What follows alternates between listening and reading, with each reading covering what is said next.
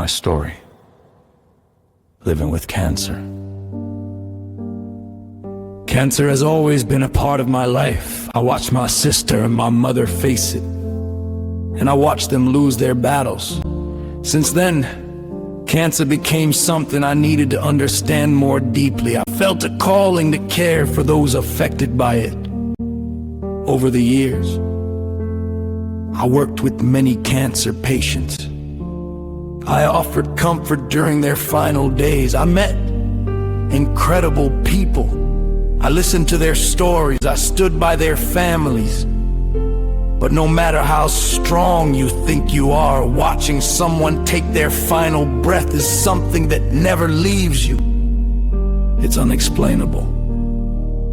Deep inside, I always feared that one day it would be my turn. And now, cancer has become too familiar. Almost every day, someone I know passes from it. I even had a dear friend on TikTok who was fighting her own battle. When I found out about her diagnosis, I quietly pulled back. Not because I didn't care, but because it hit too close to home. I didn't have the courage to face her truth. I was too weak. And then she was gone. When my own symptoms started, I saw a GI specialist. She told me not to worry. She had seen tests like mine before, and usually it was nothing serious. She sent me for an endoscopy and blood work. The blood work came back fine. I even received a message saying, "See you in 2 months." There was no sense of urgency, but I followed up anyway.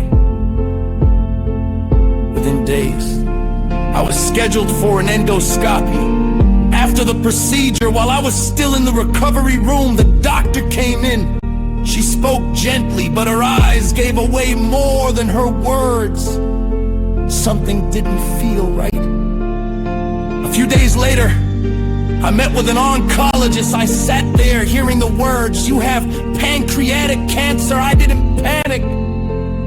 Not because I wasn't afraid, but because some part of me always expected this day. I've lived my life on the edge, always under pressure. Especially as an entrepreneur, that pressure became my strength. I stayed calm, asked all the right questions, and prepared myself for what was next. My oncologist didn't waste time. She said we needed to act fast and aggressively. That same day, I received over 30 calls from different specialists, each one helping to shape a plan of attack.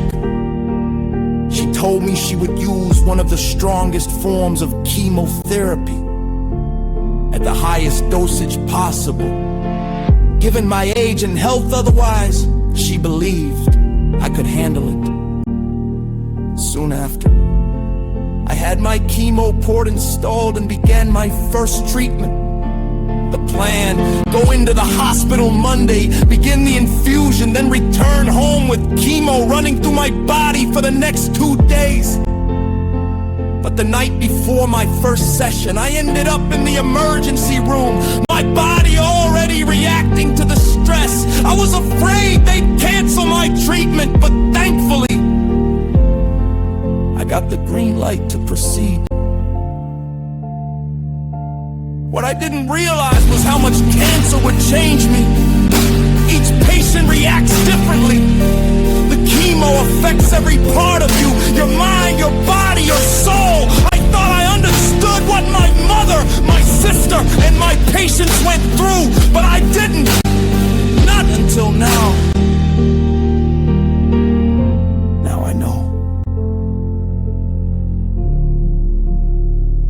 This journey has taught me to love deeper, to understand more, and to embrace people for who they are, not who we expect them to be. If you're walking with someone through this, don't just sympathize. Sit with them. Listen, smile with them. Love them. Hate has no place here. is only part of my story. I don't want to make it too long, so I'll stop here for now. The next chapter is coming soon.